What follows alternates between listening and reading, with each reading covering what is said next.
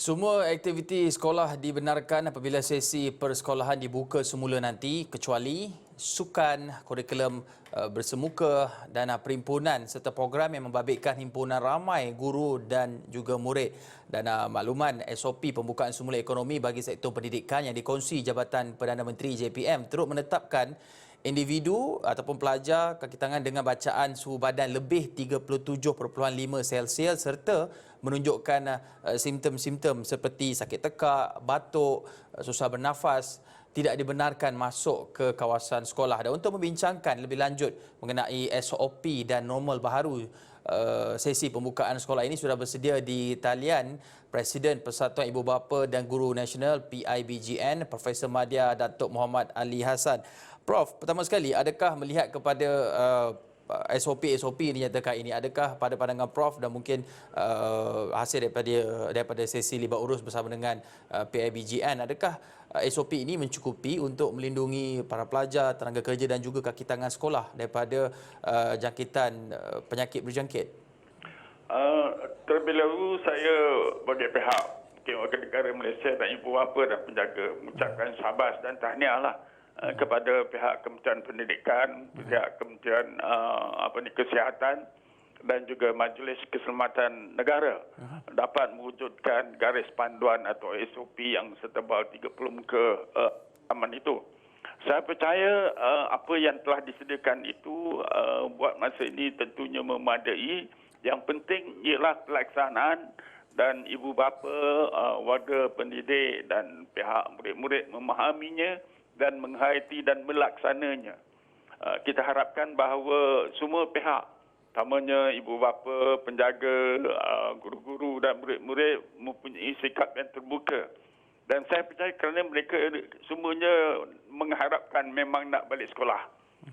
Tapi dengan niat dasar yang telah akan dilaksanakan oleh Kementerian Pendidikan, mana yang diberi keutamaan kepada pelajar-pelajar senior yang menghadapi peperiksaan dahulu masuk sekolah, dan kemudian baru harapkan akan berlaku secara berperingkat-peringkat pelajar-pelajar yang lain.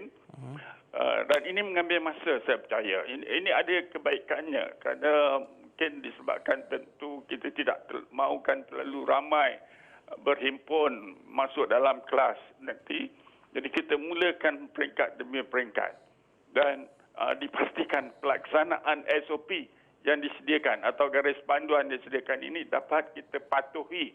Kerana yang penting ialah kita nak wujudkan suasana yang selamat dan sihat dan harmonis untuk semua dan tidak ada rasa ragu-ragu soal kesihatan kita dan kita dapat menjaga, mengawal apa yang kita istilahkan pada kita jaga kita. Jadi dalam hal ini semua warga pendidik termasuk guru, ibu bapa, penjaga dan murid-murid atau pelajar dan komuniti setempat menjaga keharmonian, keselamatan dan kesejahteraan masing-masing supaya kita dapat menikmati pendidikan yang sempurna nanti. Prof, jadi, ya. Prof, dalam masa sama Prof, kita lihat SOP normal baharu pembukaan sekolah ini hanya melibatkan pelajar tingkatan 5 dan tingkatan 6 yang akan mengambil peperiksaan pada tahun hadapan. Kerana peperiksaan SPM dan STPM juga telah ditangguhkan ke tahun hadapan.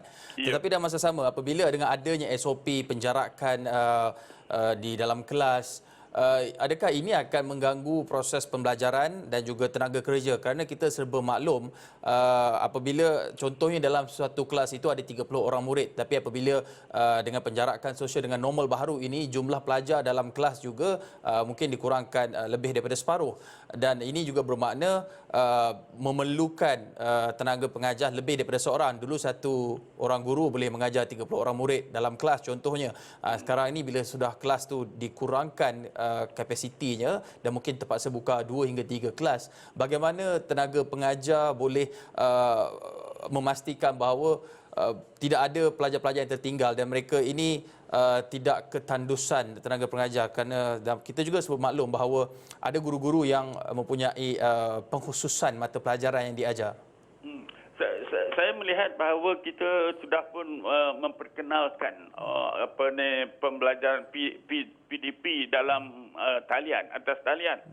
Jadi dan ada juga cara-cara kaedah pendidikan melalui TV, radio dan juga e-learning yang telah diperkenalkan dan dah dimanfaatkan. Mungkin ini ada hikmahnya. Sebab itu barangkali dikendaki bahawa sebahagian pelajar sahaja yang hadir buat permulaan ini dan dipastikan bahawa dalam kelas tidak itu ramai. Jadi bermakna kita ada kemungkinan sebahagian daripada mereka mungkin akan hadir ke sekolah mengikut giliran. Macam sekarang ini pun PKP B bahawa kalau datang ke tempat kerja mungkin tidak semua yang boleh hadir dapat kerja, yang lain kerja di rumah. Mungkin kaedah yang sama. Sebahagian pelajar datang ke sekolah dan sebahagian mungkin membuat pembelajaran PNP-nya di rumah. Jadi ini secara bergiliran boleh melaksanakan berteruskan.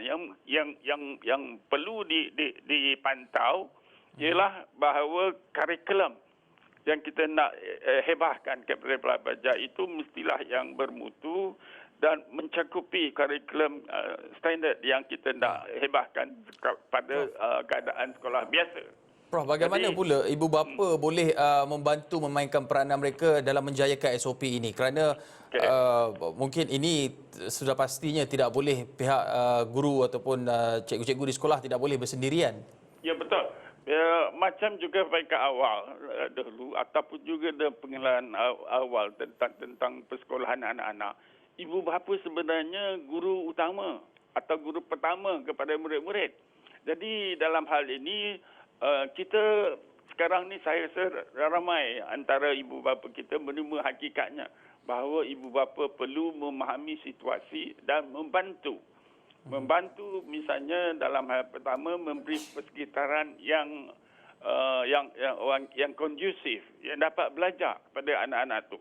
Janganlah misalnya katalah kita dengan cuba sebaik-baik mungkin menyediakan peralatan, perkakasan dan juga apa yang diperlukan dalam kaedah mengajar di rumah.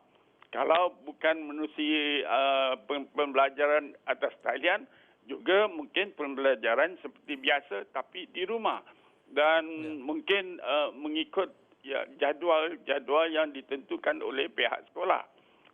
Saya percaya ini boleh dilakukan dan dipastikan bahawa ibu bapa pada waktu anak-anak nak belajar itu perlu memberi persekitaran yang baik supaya anak-anak tadi boleh menumpu pada pelajaran-pelajaran sebenarnya.